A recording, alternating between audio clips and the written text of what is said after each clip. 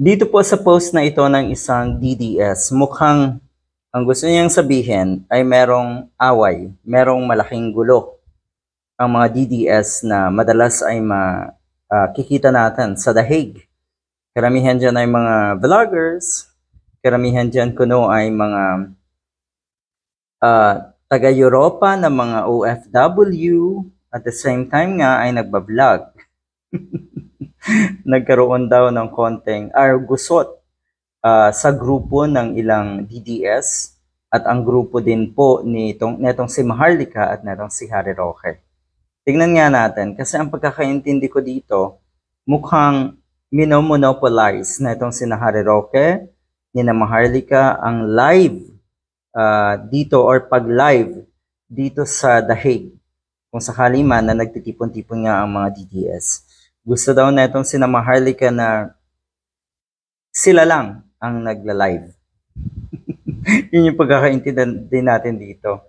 So talagang may gulo daw. If totoo ito, meron tao sa Duterte Park kahapon, but for no apparent reason, walang tarpaulin or stand-in ni Digong at walang nagla-live. This means, yung grupo na nakaaway nila, Maharlika at Harry Roque, ay isang grupo. It seems like Ginojo stage nila ang live sa The Hague. May monopolyo ba sa live dyan? So payo ko sa mga nandyan sa The Hague, mga totoong DDS, dapat walang monopoly sa live. Yun ang ginangal-ngal na itong DDS na ito, na mukhang sina Maharlika lang ang gustong mag-live nga.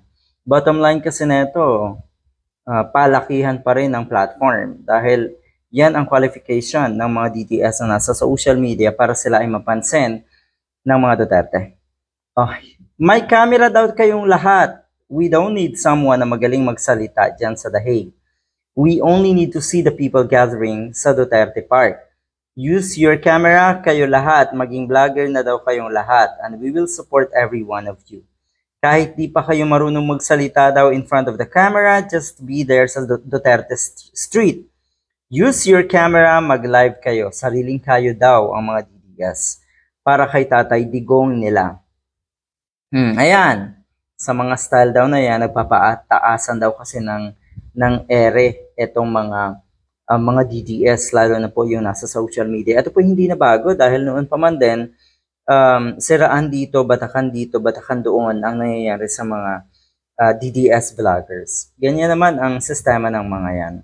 Meron din tayong nabasa na kuno ay pinasok na ng mga Marcos loyalist nga etong The Hague. Kung paano man at bakit sila naandyan, nako, malaking katanungan yan.